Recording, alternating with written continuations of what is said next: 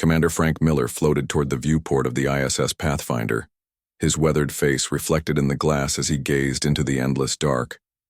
After 20 years in space, he thought he had seen everything. He was wrong. "Commander, you need to see this." Olivia Wright's voice crackled through his earpiece. Something in her tone made him push away from the viewport and propel himself through the station's narrow corridors. In the communications lab, Olivia and Sam Collins hunched over screens filled with jagged lines and strange patterns. Sam's fingers danced across his keyboard, his eyes never leaving the display. "We picked it up 3 hours ago," Olivia said, tucking a strand of blonde hair behind her ear. "At first I thought it was just background radiation, but look." She pointed to a repeating sequence that pulsed across the screen. Frank leaned closer. "That's not natural." "No, sir," Sam replied, adjusting his glasses. "The pattern repeats exactly every 8-7 seconds. Nature doesn't work that way." Frank felt his heart rate quicken. After decades of searching the stars, listening for voices in the darkness, had they finally found one? "Have you ruled out Earth origins? Military satellites? Chinese space station?" "First thing we checked," Olivia said. "It's coming from deep space, specifically the HD 219134 system, 47 light-years away." Frank placed a hand on the console to steady himself. "So what you're telling me is—" "Yes, sir," Sam interrupted, his voice barely above a whisper. "We're receiving an artificial signal, first contact." The next few hours passed in a blur. Frank ordered the team to verify their findings, triple-checking every calculation. They ran tests to rule out equipment malfunctions. By the time the Pathfinder passed over Houston, they were certain. "Mission Control, this is Commander Miller. We have a code Sagan. I repeat, code Sagan." The silence that followed seemed to stretch into eternity. "Pathfinder, this is Houston. Please confirm code Sagan." "Confirmed, Houston. We are receiving an artificial signal of non-human origin." Within 24 hours, the Pathfinder became the center of global attention. The crew worked around the clock, analyzing the signal, searching for patterns, trying to decode its meaning. On the third day, Sam made another breakthrough. "It's a message," he announced to the packed communications lab. "And I think I know what it says." On the main screen, he displayed a series of symbols they had extracted from the signal. The first part contains mathematical sequences, prime numbers, the value of pi, simple equations, universal constants that any technological civilization would recognize. Olivia nodded. "A cosmic hello." "Then it gets interesting," Sam continued. "These symbols here appear to be coordinates, star charts pointing to their location and ours. And this," he highlighted a final sequence. "This repeats at the end of every transmission." "Can you translate it?" Frank asked. Sam hesitated. "I think so. The syntax is becoming clearer after running it through our linguistics programs." He typed a command, and English words appeared below the alien symbols. "Observe, but do not interfere." Frank read the words aloud. "Observe, but do not interfere. What does that mean?" "It's an invitation," Olivia suggested, "but with a condition. News of the message spread across Earth like wildfire." In New York, the United Nations convened an emergency session. In living rooms and classrooms, people debated what the message meant and how humanity should respond. 2 weeks after the discovery, Frank found himself in Washington, D.C., seated at a long table surrounded by government officials, military officers, and scientists. "The signal contains detailed coordinates," he explained to the solemn faces around him. "It's like they've drawn us a map." General Paul Harris, a square-jawed man with close-cropped gray hair, leaned forward. "Could it be a trap?" Dr. Betty Walsh, the nation's leading xenolinguist, shook her head. "Why send a warning if it's a trap? Observe but do not interfere. Sounds like a rule, a boundary they want us to respect." "Or a test," suggested Richard Daniels from NASA, "to see if we can follow instructions." Frank had considered this possibility during his sleepless nights on the journey to Earth. "Whatever it is, we need to respond. The question is how." The debate lasted for days. Some argued for caution. Send robotic probes first, Observe from a distance. Others pushed for a manned mission, a show of humanity's capabilities. The warning troubled Frank, but even he couldn't deny the pull of curiosity, the chance to be among the first humans to make contact with an alien civilization. 6 months after the discovery, the United Nations Space Administration announced its decision. Earth would send a mission to the coordinates. The ISS Horizon, a new vessel equipped with experimental faster-than-light drive, would carry an international crew of scientists, diplomats, and military personnel. Their mission? To observe and, if possible, establish peaceful contact. Frank was appointed as the mission's scientific director. On the night before the Horizon's construction began, he sat alone in his apartment staring at the stars through his window. His phone buzzed with a message from Olivia. Did we make the right choice? Frank didn't answer immediately. The warning played in his mind. Observe but do not interfere. Simple words with an unknown weight behind them. Humanity had always pushed boundaries, broken rules, ventured where they weren't supposed to go. It was in their nature. He typed back, I guess we'll find out. 5 years passed in a flurry of preparation. The world watched as the Horizon took shape in Earth orbit, a sleek vessel built for the greatest journey in human history. Countries, once at odds, now worked together, united by the promise of the stars. On launch day, Frank stood on the bridge of the Horizon beside Captain Diane Foster, a decorated Navy pilot with steady hands and steadier nerves. Lieutenant Jack Pearson manned the navigation console. Dr. Alan Rogers, the mission's xenobiologist, paced excitedly near the science station. Final checks complete, announced Diane. All systems green. Frank gazed at the main screen where Earth hung like a blue jewel against the blackness. He thought about the warning again, the one rule they had been given. Mission Control, this is Horizon, Diane said. We are go for departure. Horizon, you are cleared for launch, came the reply. Godspeed. The ship's engines hummed to life. As Earth fell away beneath them, Frank couldn't shake the feeling that they were crossing a line, one that perhaps they shouldn't cross. Setting course for HD 219134, Jack announced. Engage, ordered Diane. The stars stretched into lines of light, and the Horizon leaped into the unknown, carrying humanity's hopes, dreams, and perhaps its greatest mistake into the depths of space. 3 years passed aboard the Horizon. The crew settled into routines, their days filled with research, training, and waiting. For some, the waiting was the hardest part. Dr. Alan Rogers spent most of his time in the science lab, running simulations of possible alien life forms. Tall and thin with restless eyes, he had fought hard to be included on this mission. As Earth's leading xenobiologist, he had dreamed of this moment since childhood. Just imagine what they might look like, he said to Lisa Chen, the ship's engineering specialist. She was repairing a panel near his workstation, her dark hair tied back in a practical ponytail. What if they breathe methane, or communicate through color changes in their skin? Lisa smiled politely. She had heard these speculations many times in the past 3 years. Whatever they are, I hope they're friendly. Of course they'll be friendly, Alan replied. They invited us, didn't they? Lisa's smile faded. They also warned us. Elsewhere on the ship, Captain Diane Foster reviewed the mission protocols with her second-in-command, Lieutenant Jack Pearson. With short brown hair and a no-nonsense attitude, Diane had been chosen for her level head in crisis situations. The first priority is observation only, she reminded Jack.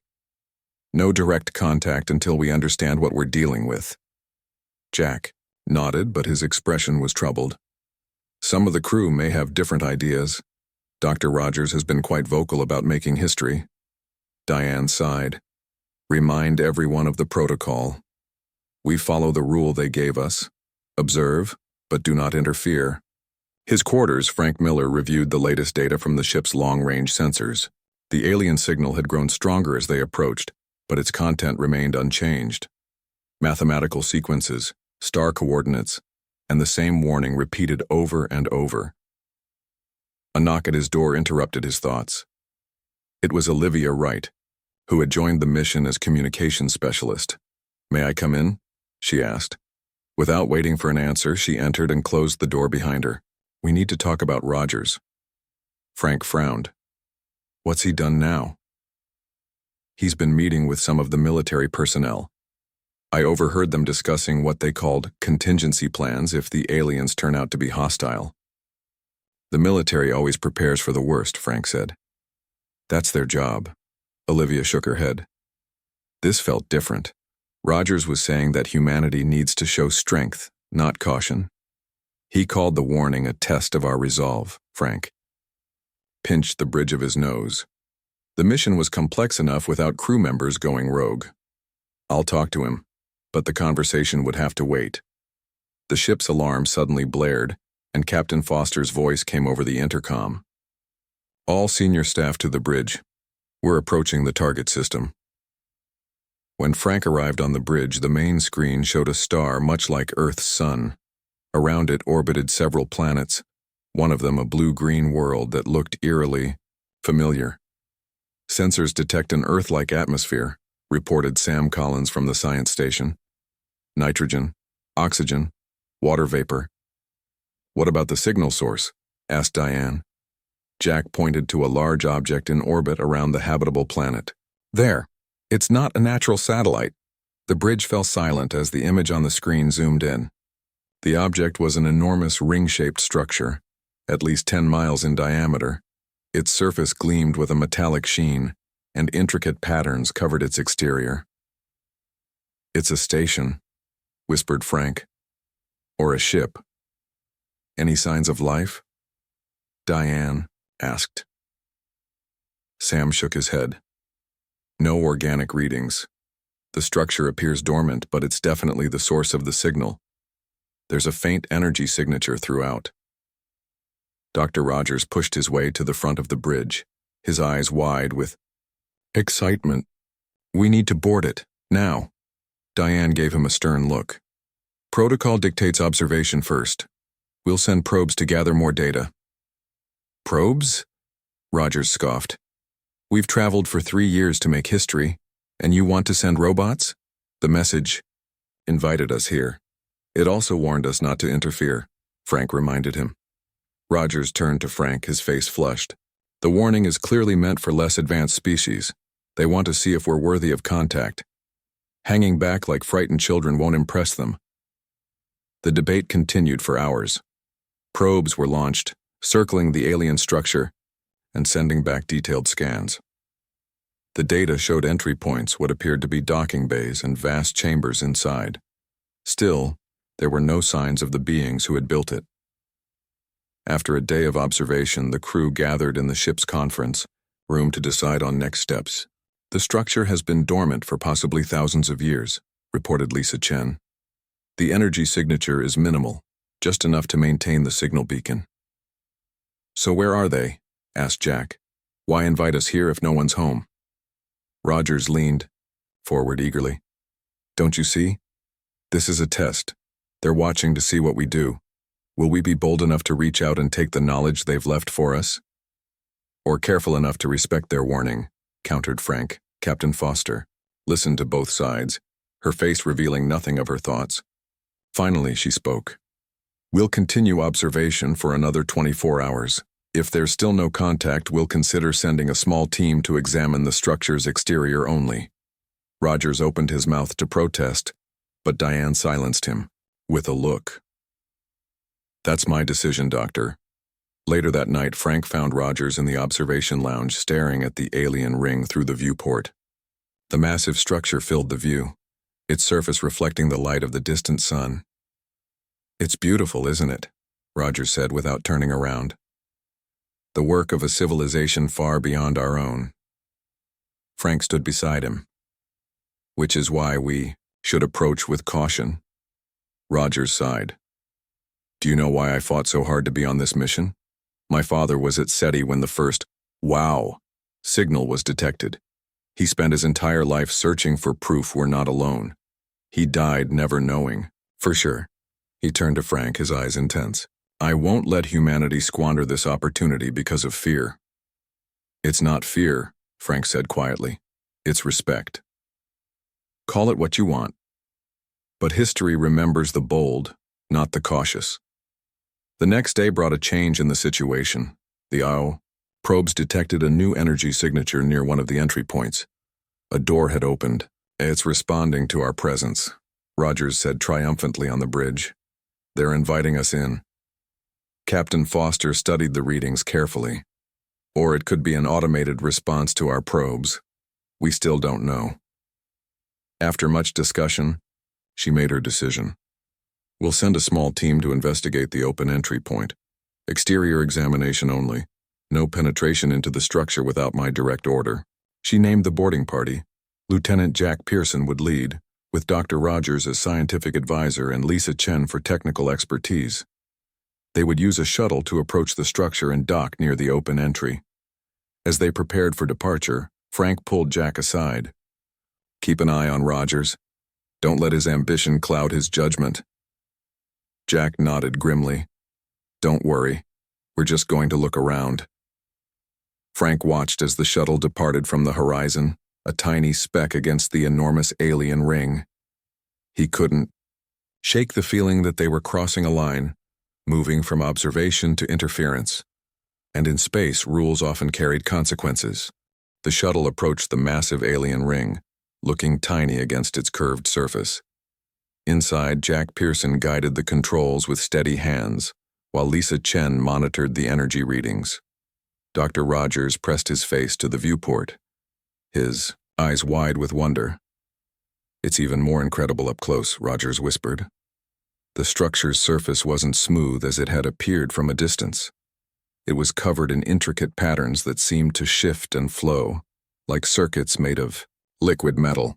Stay focused, Jack reminded him. Remember the mission, exterior examination only. The shuttle slowed as they neared the open entry point.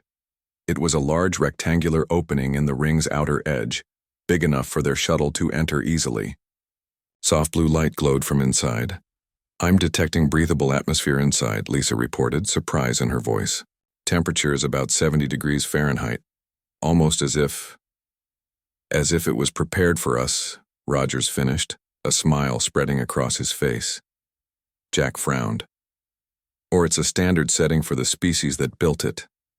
He activated the comm link. Horizon, this is Pearson.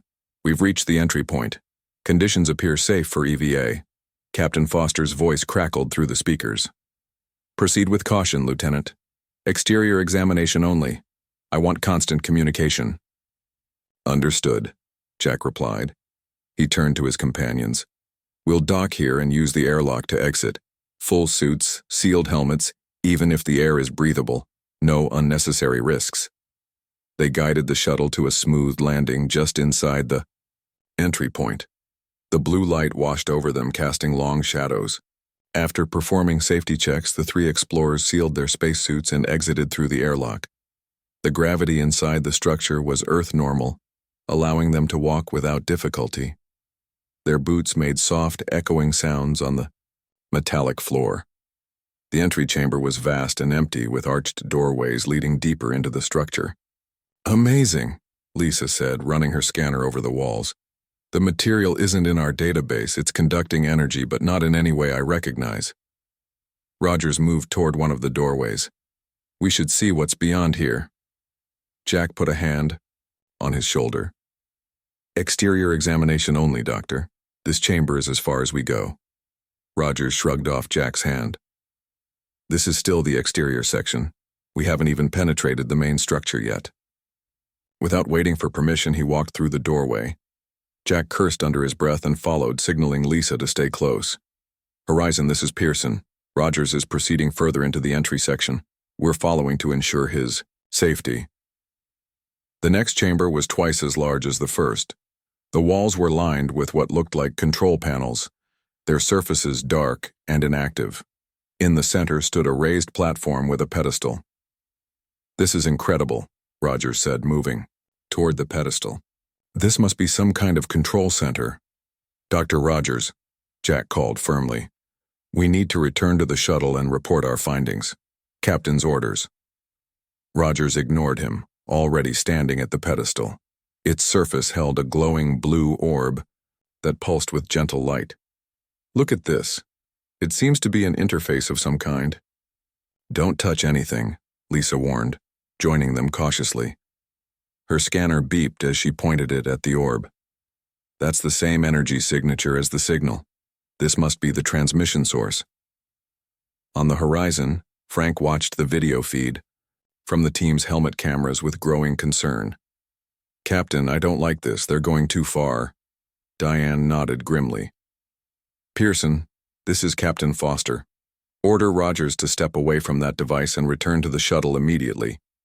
"That's a direct order." But it was too late. Rogers had already extended his hand toward the glowing orb. "Look," he said, his voice filled with wonder. "It's responding to my presence." The orb's light intensified, casting a blue glow over Rogers' suited figure. Tiny particles of light swirled around his gloved hand.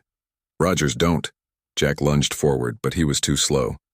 Rogers touched the orb. For a moment, nothing happened.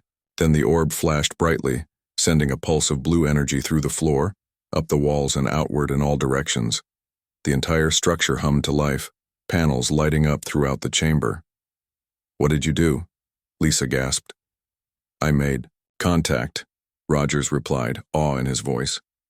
"I proved humans are worthy." The floor beneath them vibrated. Around the pedestal, a holographic display appeared, showing the star system they were in. It zoomed out rapidly, revealing hundreds, then thousands of stars. Small points of light began to appear throughout the hologram, blinking into existence one after another. Jack grabbed Rogers by the arm.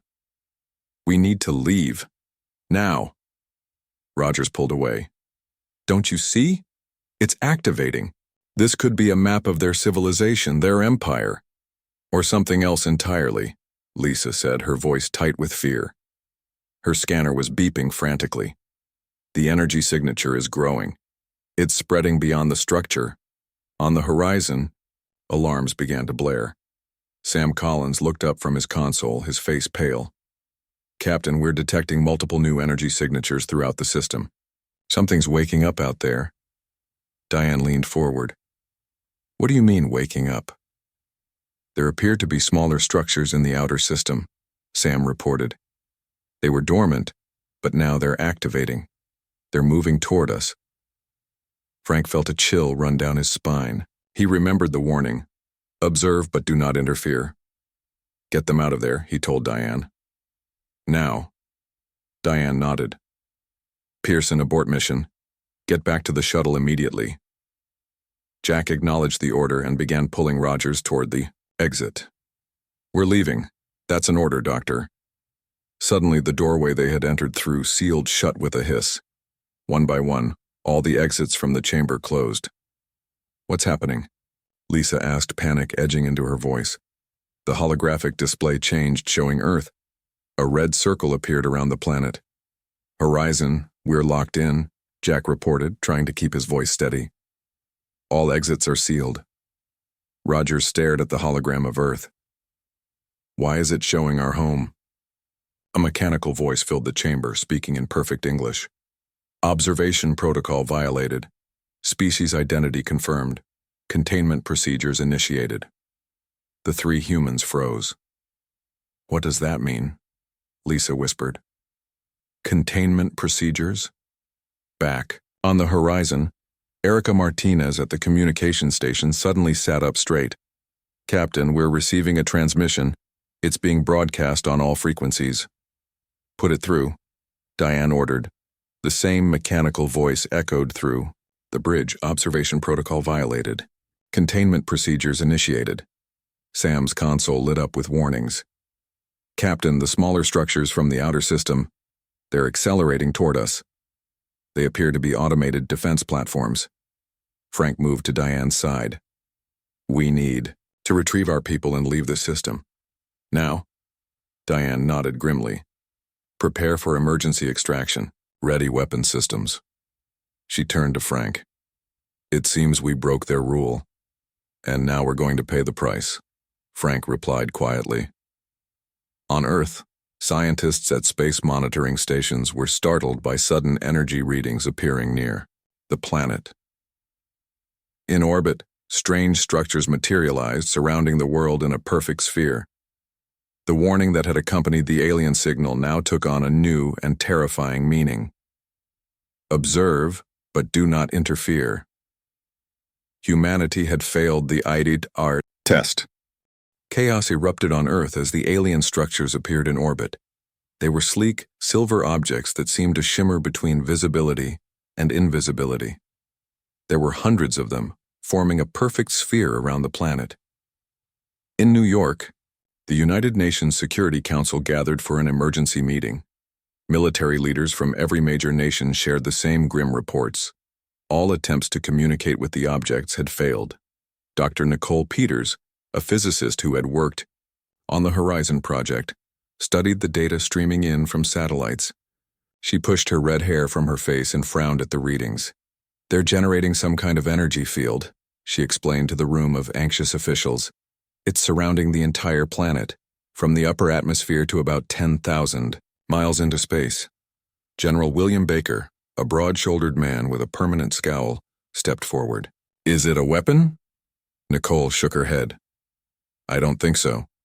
It appears to be a barrier, a quarantine." The word hung in the air, heavy with meaning. "We've sent up 3 shuttles to test the barrier," Baker continued. None returned. The Chinese and Russians report similar results. A video played on the main screen, showing a military shuttle approaching a wavering, nearly invisible boundary in space. As the shuttle touched the boundary, there was a flash of blue light. When it faded, the shuttle was gone. "So we're trapped," said President Laura Garcia. "The question is why?" Nicole looked up from her tablet. "I believe it's connected to the Horizon mission. The timing is too perfect to be coincidental." In the alien star system, the Horizon was in a desperate situation. 4 defense platforms had surrounded the ship, holding it in place with powerful energy beams. Captain Diane Foster had tried to break free, but the alien technology was far superior to their own. "Weapons have no effect," reported Jack Harris at Tactical. "Their shields absorb everything we throw at them." Diane clenched her jaw. "What about the shuttle team? Any contact?" Communications Officer Erica Martinez shook her head. "Nothing since they were locked in. All our signals are being blocked." Frank Miller stood at the science station with Sam Collins, analyzing the data from the defense platforms. "These things are ancient," Frank said quietly. "Look at the design. They're meant to last centuries without maintenance." "Automated guardians," Sam agreed. "Set up to activate if anyone breaks the rules." On the main screen, a message repeated over and over. "Observation protocol violated. Containment procedures initiated." "I need options, people," Diane said, her voice tight but controlled. "How do we get our people back and get out of this system?" Inside the alien structure, Jack, Lisa, and Dr. Rogers remained trapped in the control chamber. The holographic display still showed Earth surrounded by a red circle, with lines extending out to other star systems. "It's a network," Lisa realized, studying the display. "These structures must be all over the galaxy, monitoring developing species." Rogers paced the chamber, his earlier excitement replaced by fear and guilt. It was a test. The message, the warning, they were testing to see if we could be trusted. "And we failed," Jack said bitterly. The chamber hummed, and a section of the wall slid open. Beyond it was a corridor bathed in blue light. Jack touched his communicator. "Horizon, this is Pearson. Can you hear me?" Only static answered. Lisa checked her scanner. "The corridor leads deeper into the structure. My readings show a larger chamber ahead." "We should follow it," Rogers suggested. "There might be a way to shut this system down, to explain that it was my mistake, not humanity's." Jack considered their options. Stay put and hope for rescue, or explore further and possibly find answers. "All right, but we stay together and we touch nothing else." The 3 humans moved cautiously down the corridor. It curved gently, following the ring's shape. After several minutes of walking, they entered a vast chamber that took their breath away. The room was circular, with a domed ceiling that displayed what looked like a map of the entire galaxy. The floor was dotted with pedestals similar to the one Rogers had touched, but these held different colored orbs: red, green, yellow, purple. In the center of the chamber stood a larger pedestal with a white orb. As they approached, it glowed brighter. "Welcome, representatives of Earth," said the same mechanical voice they had heard earlier. "You have entered Assessment Chamber Alpha." Jack stepped forward. "We come in peace. There's been a misunderstanding." "There is no misunderstanding," the voice interrupted. "Your species was given clear instructions. Observe but do not interfere. These instructions were violated. Containment protocol is the standard response." "What does containment mean?" Lisa asked, her voice trembling slightly. A hologram appeared above the white orb, showing Earth surrounded by the alien structures. "Your planet is now under quarantine. No vessels may enter or leave. This is for the protection of other species." Rogers pushed past Jack. "That's not fair. It was my action alone, not the decision of our entire species." The hologram changed, showing recordings of human history: wars, environmental destruction, nuclear tests. "Your species has displayed consistent patterns of aggression, territorial expansion, and disregard for boundaries. The test was designed to determine if these patterns would extend beyond your homeworld." "The test?" Jack asked. "All emerging spacefaring species are evaluated before being permitted to join the galactic community. Of the last 94 species tested, 93 recognized the importance of caution and observation before interaction. Your species is only the second to fail in the current cycle. On Earth, Dr. Nicole Peters had made a breakthrough. Working with a global team of scientists, she had managed to analyze the energy barrier surrounding the planet. "It's not just a physical barrier," she explained to President Garcia and the Security Council. "It's informational. It lets light and certain radiation through but blocks physical objects and most radio waves." "Can we break through it?" the president asked. Nicole hesitated. "I wouldn't recommend trying. The barrier reacts defensively to any attempt to breach it. But there's something else. It appears to be monitoring us." "Spying," General Baker growled. "More like studying. It's allowing some data to pass through. Almost like we're an experiment now." In her lab at MIT, Nicole had set up equipment to test the barrier's properties. As she worked late into the night, her computer suddenly displayed a new signal, structured data coming through the barrier. Her eyes widened as she decoded it. Previous violations 28, species status, containment class, quarantine duration. Until evolutionary advancement or self-extinction, the horizon remained trapped by the defense platforms. As the crew worked desperately to find an escape, Frank Miller studied the mysterious signal that now broadcast continuously from the ring structure. "I think I understand now," he told Captain Foster. "This wasn't just about making contact, it was about proving we could be trusted with advanced knowledge." Diane looked at him, her face drawn with exhaustion. "What happens now?" "According to these transmissions, Earth will remain quarantined until we either evolve beyond our current nature or what? Or we destroy ourselves." In the assessment chamber, Jack, Lisa, and Rogers learned more about their situation from the alien AI. The structure wasn't just a test. It was a library containing the knowledge of dozens of advanced civilizations, freely shared with species, that passed the test. Previous species who observed without interfering were granted access to this knowledge, the AI explained. Technology, medicine, philosophy, art, all freely given to those who demonstrated respect for boundaries. "And for us?" Lisa asked. "Containment, study, assessment. Your species will be re-evaluated in 100 Earth years." Rogers sank to his knees. "All because I couldn't follow one simple rule." He looked up at the galactic map overhead. "I've condemned humanity to isolation." Back on Earth, as governments struggled to maintain order, Dr. Nicole Peters addressed the United Nations with her findings.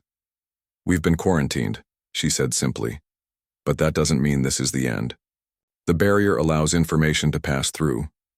We can still learn, still grow, and maybe, just maybe, we can prove that we've learned our lesson. As night fell over a frightened planet, humanity faced its greatest challenge: to evolve beyond the very nature that had brought them to the stars in the first place. 1 year passed since the quarantine began. Earth had changed in ways few could have imagined. The initial panic had given way to a strange new normal. People looked up at the night sky and saw the faint shimmer of the barrier, a constant reminder that humanity was no longer alone, but also no longer free. Dr. Nicole Peters stood at the window of her new laboratory in Geneva, watching snow fall on the International Research Campus below. The Global Response Initiative had brought together the best minds from every nation, all focused on one goal: understanding the alien technology and finding a way forward. Dr. Peters, a young assistant, entered the room. "The council is ready for your presentation." Nicole nodded and gathered her notes. In the large conference room, representatives from every major government waited. At the head of the table sat President Garcia and UN Secretary General Oshi Yamamoto. "Thank you all for coming," Nicole began. "Today marks 1 year since the quarantine began. I'm pleased to report we've made significant progress in understanding the alien technology." She activated a holographic display showing the barrier surrounding Earth. "We've confirmed that while the barrier prevents physical travel, it allows certain information to pass through. We believe this is intentional. The aliens want us to learn from this experience. Have you found a way to break through, General?" Baker asked. He had lost weight in the past year, his uniform hanging loose on his frame. "No," Nicole replied honestly, "and I don't think that's the right approach. The barrier adapts to our attempts to breach it. The more aggressive our methods, the stronger it becomes." Baker frowned. "So we just give up? Accept being prisoners on our own planet?" Secretary General Yamamoto leaned forward. "I think what Dr. Peters is suggesting is that we need to address why we were quarantined in the first place." Nicole nodded gratefully. "Exactly. The message was clear. Observe, but do not interfere. We failed that test. Perhaps passing it is our way out." In the alien star system, the situation had evolved. After months of negotiation with the AI Guardian, Captain Diane Foster had secured the release of the Horizon. The defense platforms had escorted them to the edge of the system with a clear message: leave and never return. But Jack Pearson, Lisa Chen, and Dr. Rogers remained in the alien structure. They had been granted limited access to certain sections of the vast library under strict supervision from the AI. "It's extraordinary," Lisa told her companions as they studied alien text that translated before their eyes. "Their understanding of physics makes our science look like a child's drawing." Rogers barely looked up from his own research. The once arrogant scientist had been humbled by his mistake and its consequences. He worked tirelessly, hoping to find something, anything, that might help Earth. "Listen to this," Jack said, pointing to a section of text. "Apparently we're not the first species to be quarantined. Some were released early when they demonstrated significant cultural evolution." "How?" Rogers asked, suddenly interested. "It says the monitoring system evaluates behavioral patterns at both the individual and societal level. If a species shows consistent evidence of respecting boundaries and prioritizing cooperation over conflict, the quarantine can be reassessed." Rogers stood up so quickly his chair fell over. "We need to get this information back to Earth." The AI's voice filled the chamber. "Your request has been logged. Limited communication with your homeworld will be permitted. On Earth, the attempted military responses to the quarantine had been disastrous.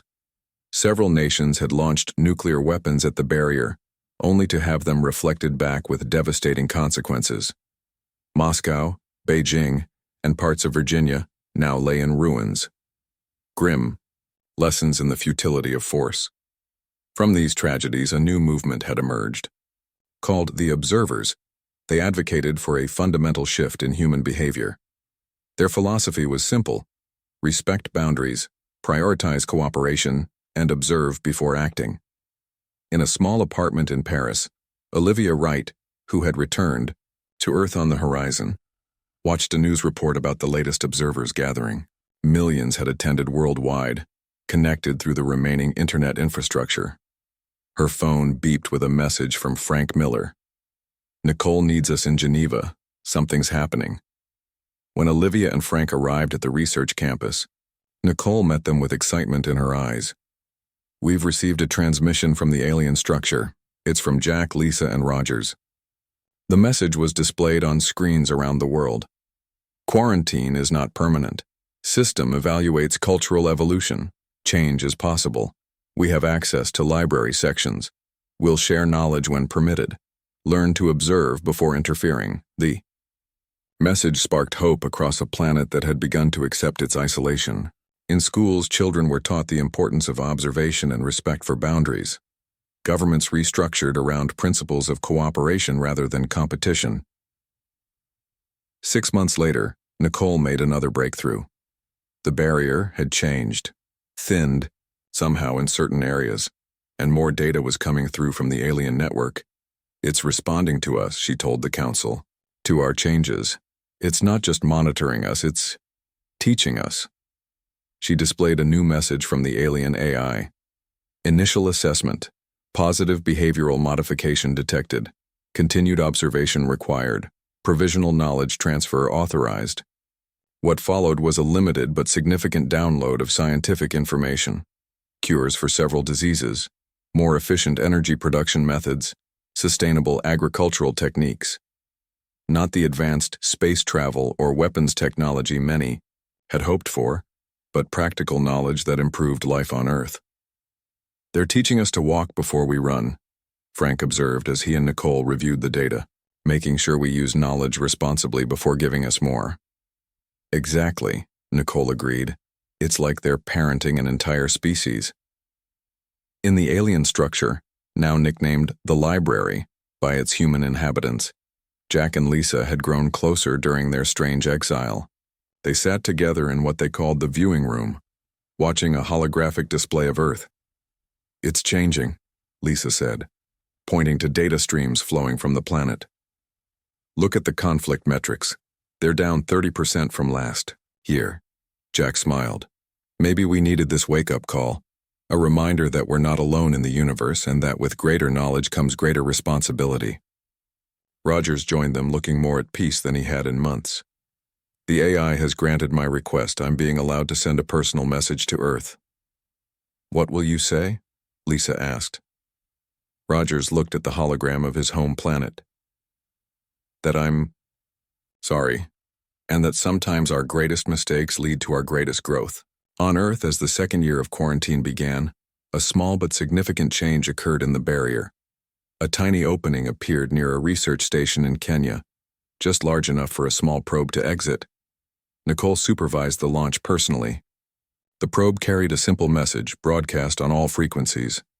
"We are learning to observe. We are learning to respect boundaries. We are evolving."